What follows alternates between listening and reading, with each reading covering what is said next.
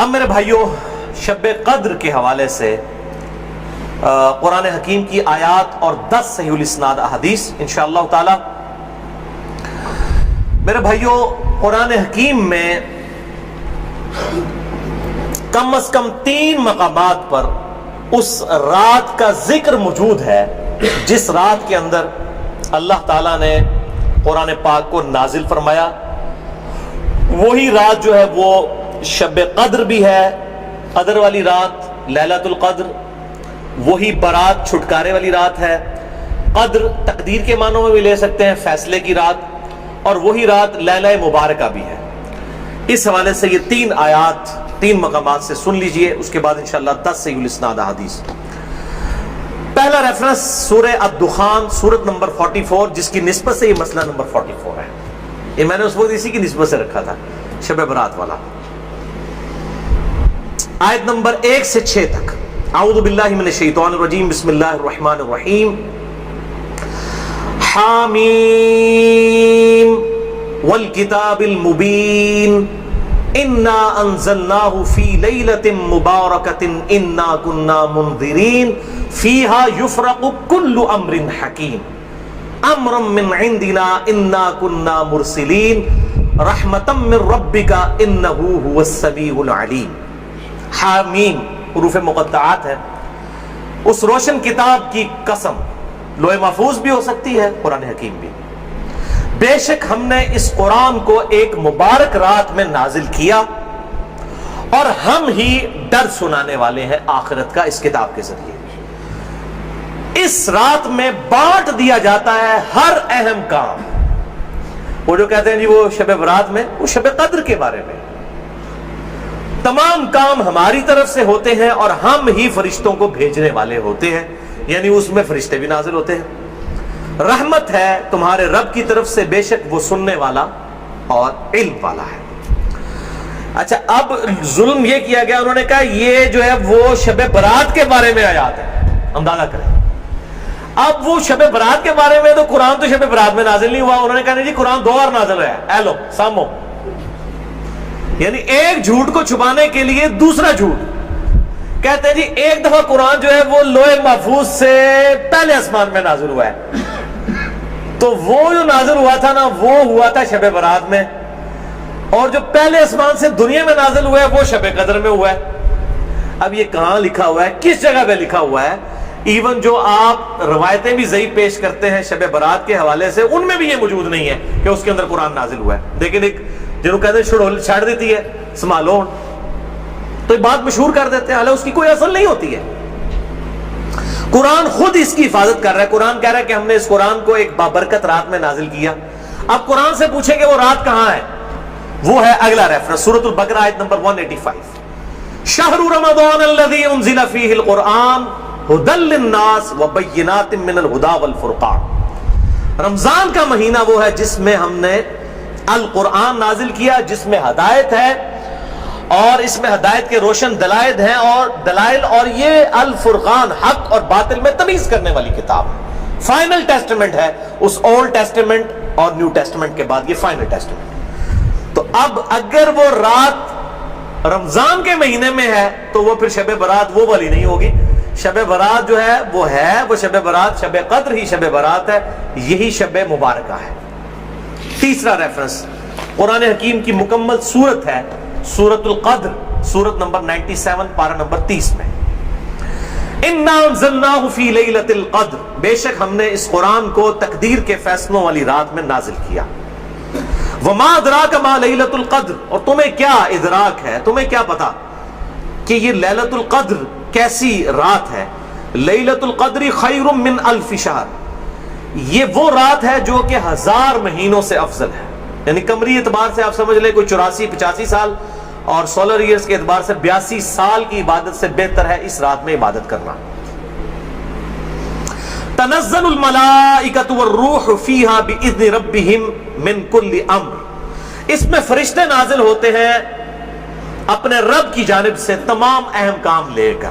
وہی فیہا یفرق کل امر حکیم۔ دیکھیں قرآن کے پیچھے قرآن کی آیات، قرآن کی سب سے بیسٹ تفسیر وہ ہے جو قرآن سے کی جائے۔ سلام، یہ رات سراپا سلامتی ہے، ہی حتی مطلع الفجر، اور یہ سلامتی ہے فجر کا وقت شروع ہونے تک، طلوع فجر تک۔ ویسے تو بخاری و مسلم کی میں نے حدیث بیان کی کہ پورا سال ہی آخری تہائی رات میں اللہ تعالیٰ کی طرف سے ندا آتی ہے، لیکن اس کی خصوصیت یہ ہے کہ مغرب کا وقت شروع ہونے سے لے کر طلوع فجر تک، یہ پوری کی پوری رات اللہ تعالیٰ کی طرف سے ایک خاص رات ہے جس میں فرشتے نازل ہوتے ہیں، اہم کام بانٹے جاتے ہیں، تقدیر کے فیصلوں کی رات ہے۔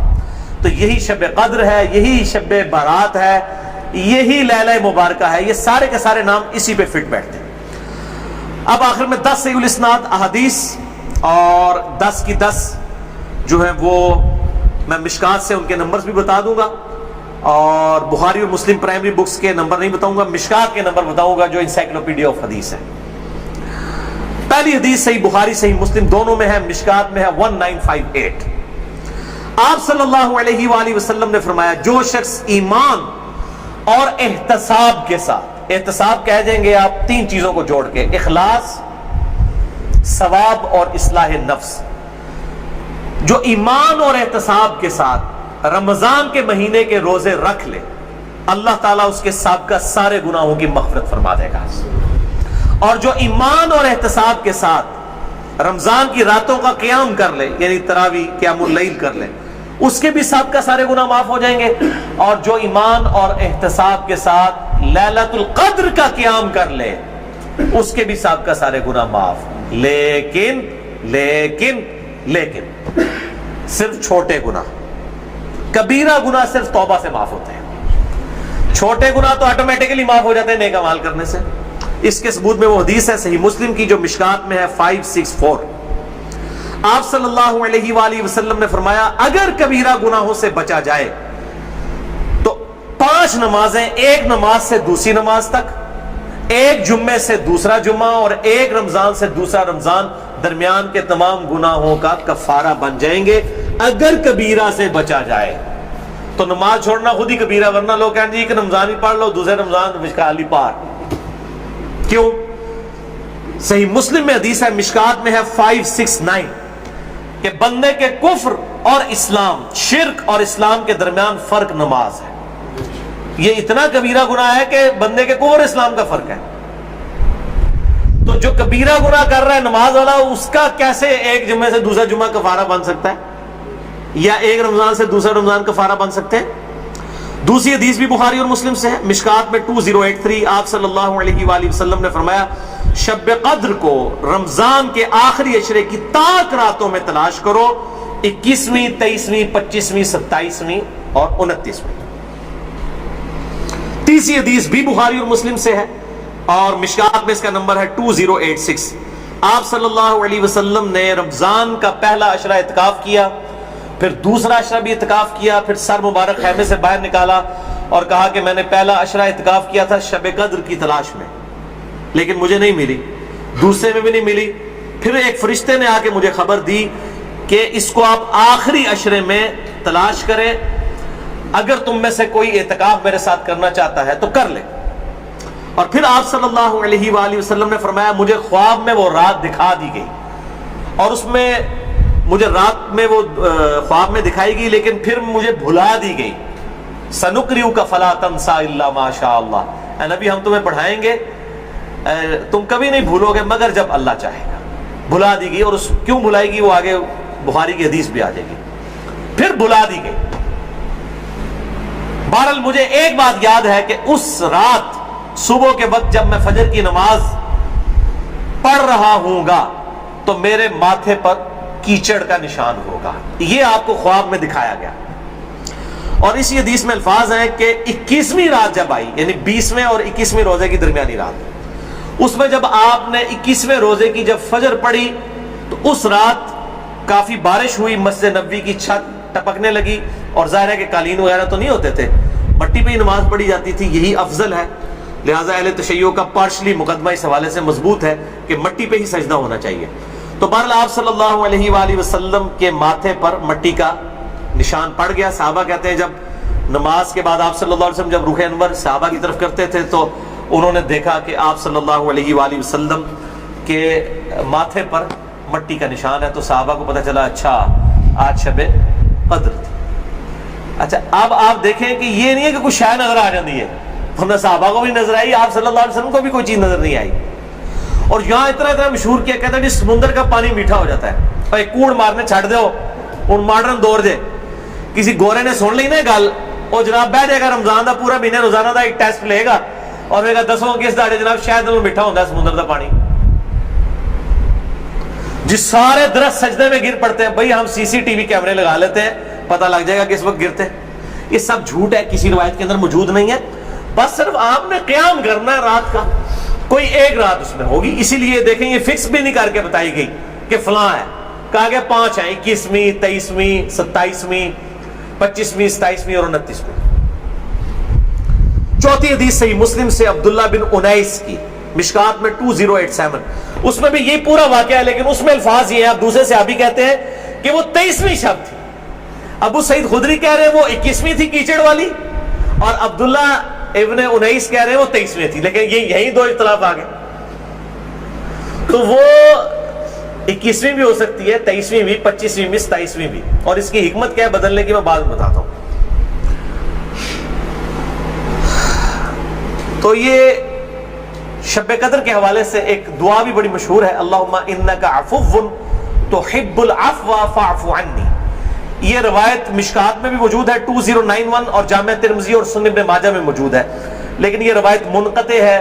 وہ تابعی جو ہے عبداللہ بن بریدہ، اس کا سماع اما عائشہ سے ثابت نہیں ہے.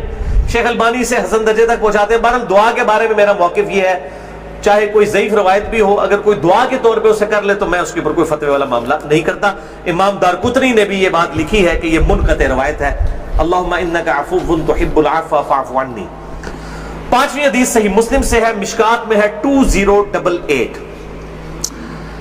سیدنا ابی ابن کعب کو کسی نے بتایا کہ عبداللہ ابن مسعود کہتے ہیں رضی اللہ تعالیٰ عنہ کہ جو شخص روزانہ آخری پہر جاگے گا تہجد کے وقت تو وہ شب قدر پا لے گا.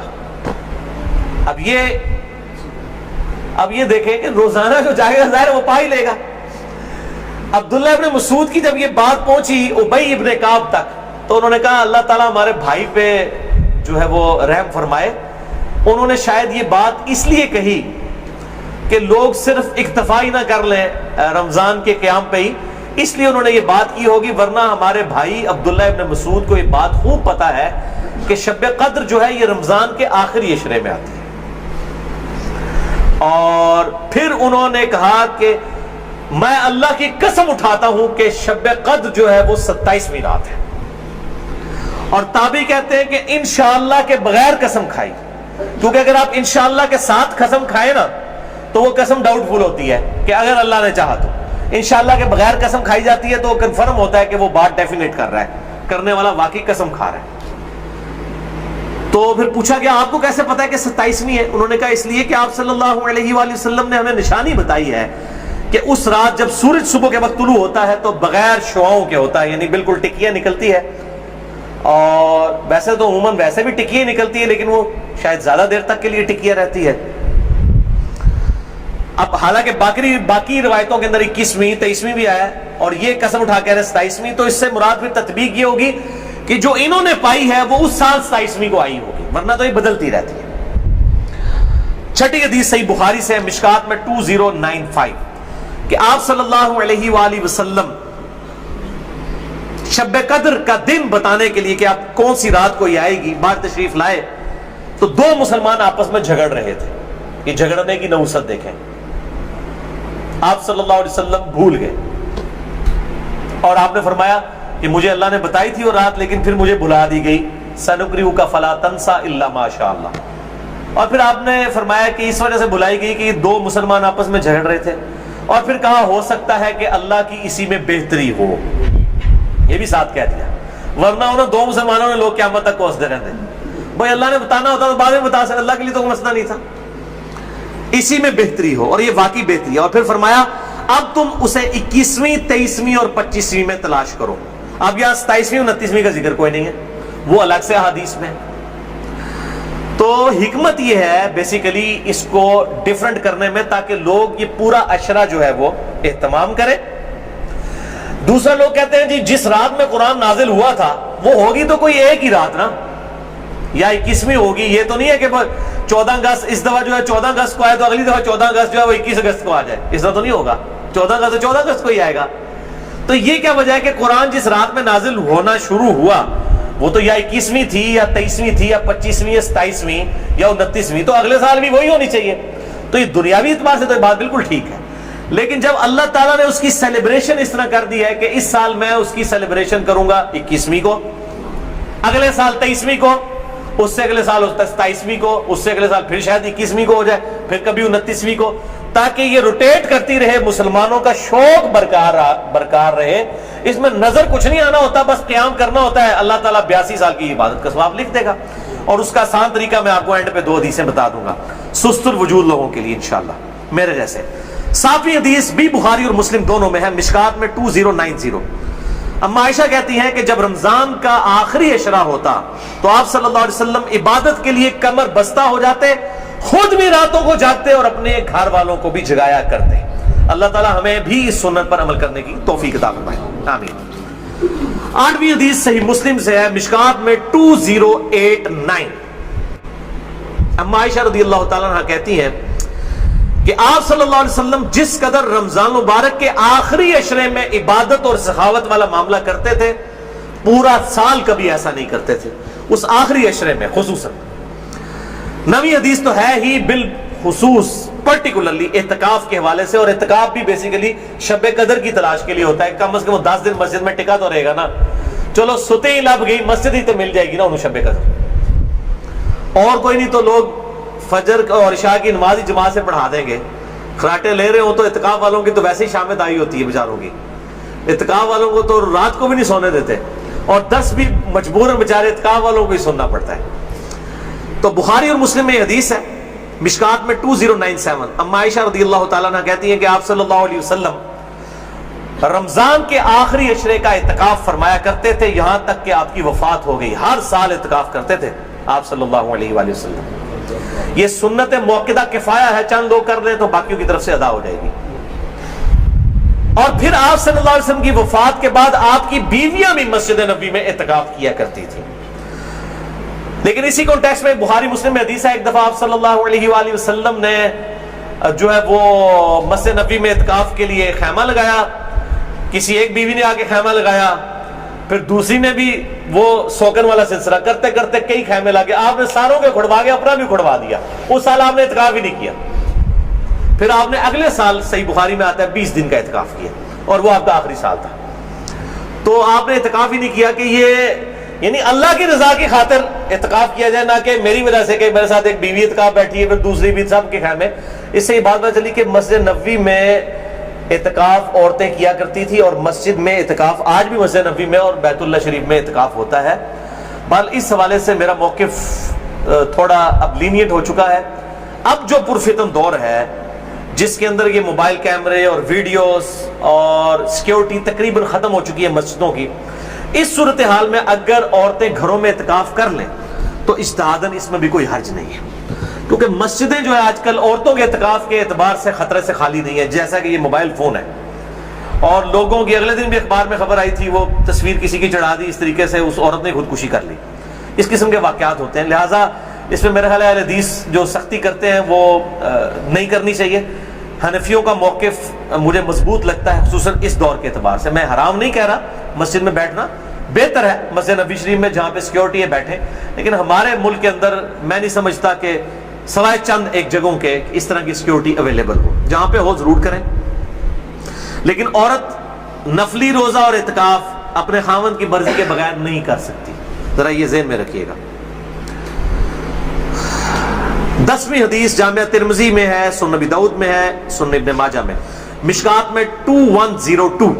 انس ابن مالک کا بیان ہے کہ آپ صلی اللہ علیہ وسلم رمضان کے آخری 10 دن میں اعتکاف فرمایا کرتے تھے, لیکن ایک سال نہ کر سکے تو اگلے سال 20 دن کا اعتکاف فرمایا. وہ ایک سال وہ بیویوں کی وجہ سے ہی نہیں کیا.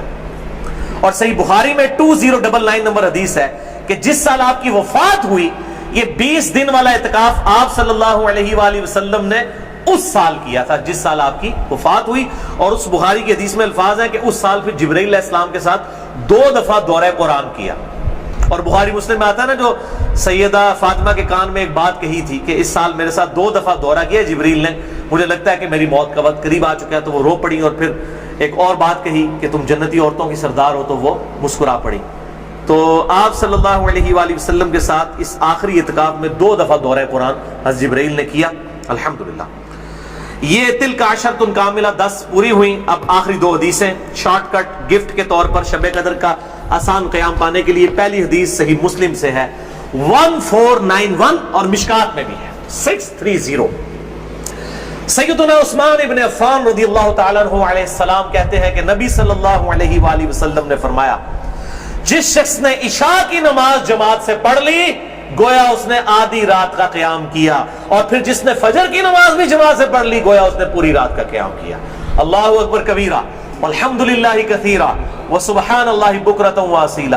اور یار ایسے کر سکتے ہیں نا کہ رمضان کے آخری عشرے میں پورے عشرے کر لو تو جفت آگتا کی رولا بڑھ جاتا ہے چاند دی وجہ نہ، پورا رمضان ہی اہتمام کریں، پورا سال ہی اہتمام کریں، فجر اور عشاء جماعت کے ساتھ، اور کوئی رکعت فوت نہ ہو۔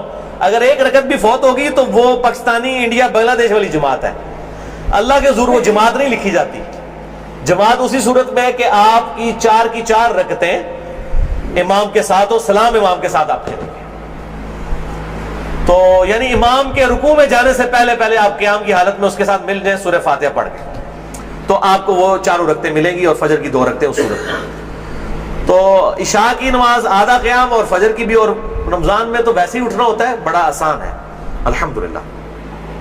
دوسری حدیث جامعہ ترمذی میں ہے 806، سنن ابن ماجہ میں 1327، ترمذی میں 806۔ یہ واحد حدیث ہے آج کے پورے لیکچر میں جو مشکات میں موجود نہیں ہے، میں نے ترمذی اور ابن ماجہ کا نمبر بتا دیا۔ ابو ذر غفاری رضی اللہ تعالیٰ عنہ کہتے ہیں کہ نبی صلی اللہ علیہ وسلم نے فرمایا، جو شخص امام کے ساتھ قیام اللیل کر لے رمضان میں یہاں تک کہ امام سلام پھیر کر فارغ ہو جائے، یعنی تراویح پڑھانے کے بعد، تو اسے پوری رات کے قیام کا ثواب ملے گا۔